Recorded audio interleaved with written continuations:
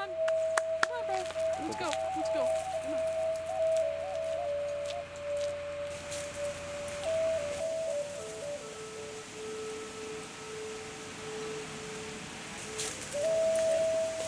They say Georgia O'Keeffe went to the Southwest and began to see things in a new way. Well, the land and the place made her see. It wasn't just she began. It just, if you have that kind of deep connection with place, it tells you. You know what I'm saying? And art historians always sort of credit the artist more than the landscape having a voice, because that's a bit too witchy.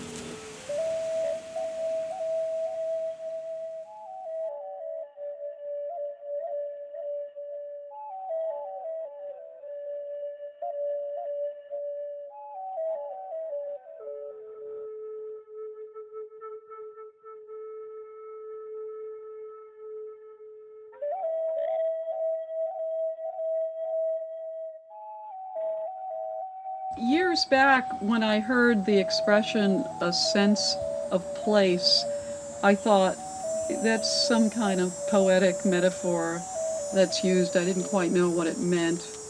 I mean, I personally didn't have any one place that was special. I felt like I was displaced because we came here as refugees to the US and moved a lot, so you just sort of had to fit in wherever your new home was. After we found this house, which had land around it and of course needed a lot of our work, and began to dig in here, in a few years I began to get that sense of rootedness that you get in a place where you really work and dig in, and I began to realize a sense of place. It's almost like this whole other sense that's part of our other senses of hearing and touch and vision, etc. It's just so many of us, of course, have had to turn it off, because how many of us can live in one place anymore? I mean, I think in many ways when we moved here, I began to understand and live that possibility of having a sense of place. But I realized, that is a real privilege.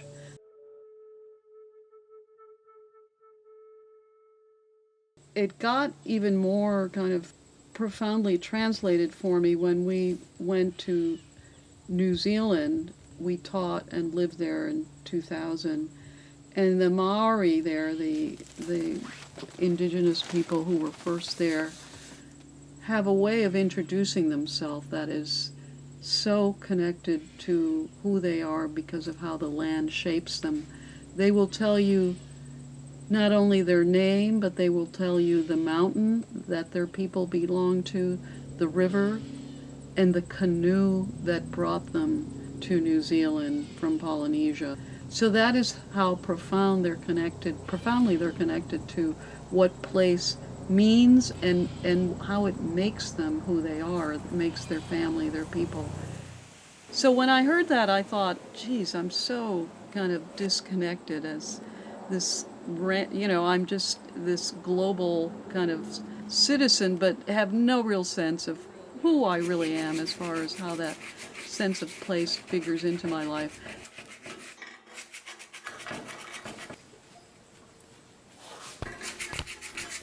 It took going to New Zealand and then to Cuba for me to really begin to understand where I am now, Charlestown, Rhode Island. But how many people can do that kind of journey of identity? That in itself is one of the problems of being displaced. You become so disconnected to any one place, you don't know how to engage deeply with the land unless someone has taught you how to nurture the soil, grow a garden, or steward a forest. We take care of things we love, and that comes with building a relationship. And I have this privilege of settling into this place, building relationships, guided by mentors, by friends who are forest stewards and gardeners, and by Narragansett elders, the indigenous people who still live here in their homeland. One of the Narragansetts I've worked with most often is Loren Spears, my neighbor and a renowned Narragansett activist, scholar, and director of the Tamaqua Museum. Just a few days ago, we sat outside my studio to talk about how we each think of this concept, a sense of place. Hello, my name is Ana Flores, and I am a Cuban-American artist who is graced with living here in Charlestown, Rhode Island, which has profoundly changed me as a human being and as an artist. Askawi Kwasin, Natasuis Makasini Pashao at Nahaigansek, Natasuis Loren Spears at Englishat, Ni Nahaigansek Nahantek, Kanupiam at Aki at Nahaigansek. Hello, I'm Loren Spears, the Executive Director of Tamaquag Museum, and my traditional name is Makasini Pashao, and I am Narragansett Niantic. Welcome to the homelands of the Narragansett people. It's such a pleasure to see you, Loren, my neighbor who we haven't seen for a while because of obvious reasons. But I mean, we both are here in this forest, and it's meant so much for each of us for many reasons. Yes. And today I thought, you know, we need to sit down and just talk about just how we each see this place. One of the really basic questions I ask when I teach ecological art and design, just to get a sense of where my students are coming from, because one, the word nature means so many things to people. There is no just one meaning. So I thought today, just to start our conversation and catch up with each other and talk about place, I'm going to ask you three basic little questions which I've always asked my students. They're not my questions. They come from a wonderful environmentalist, feminist, and professor at Berkeley, Carolyn Merchant. And it's very intimate questions. One, what do you remember or know of your grandparents' sense of what nature meant to them? What do you know and remember of how your parents addressed nature? And how has the natural world, and how has that affected your own life?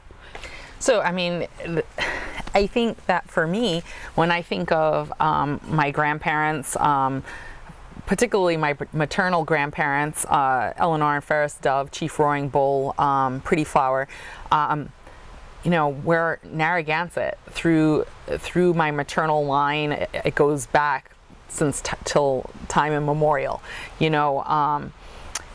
That sense of place is, this is our homeland. Mm-hmm. You know, this is where our ancestors have lived and played and prayed and done their jobs, if you will. This place has our stories. I don't know as though I just think of nature as just the forested areas of today, but literally this whole landscape that is our homeland of the Nahaigansett people, the Narragansett people. It's the place where in the winter months we went inland and had our winter villages that are protected by the arbor of trees and are near the fresh waters and the places in which we hunt during those months.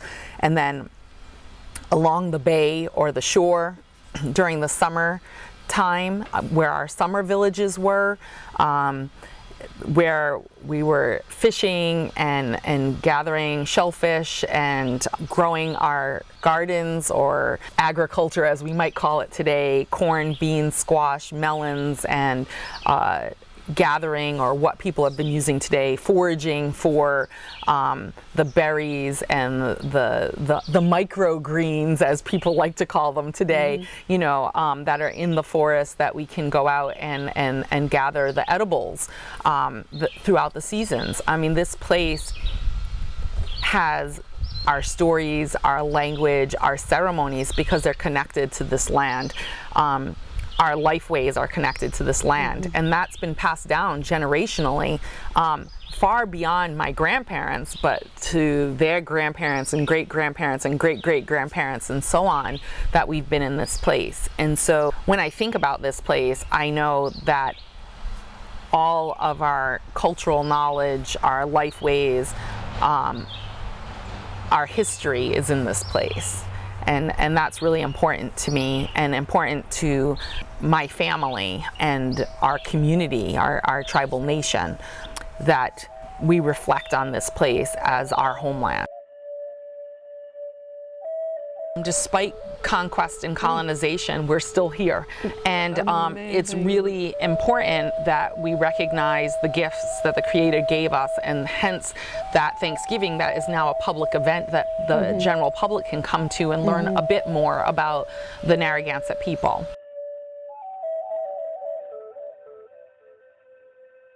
One of my favorite Thanksgivings, which is Strawberry Thanksgiving, there's a lot of symbolism in that. First, it's the first berry of the season. Secondly, the word Wita Miniosh means heart berry, and so it's about love and friendship. And our traditional stories always have lessons to learn, and one of the lessons is that we should forgive.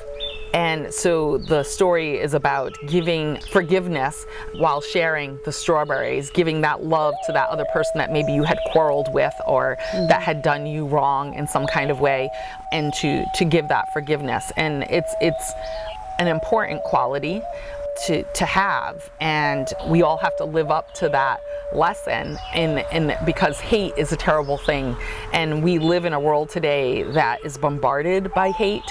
And we really need to be thinking about more love and less hate. And that might sound a little cliche and a little bit light, but the reality is it's a choice that we make. Even when we're done wrong, even when someone has done something egregious, the people that can have some forgiveness in their hearts, actually it's for them almost more so than for the person that they're forgiving, because it allows them to move on and to heal and to live in a, as we often say, in a good way.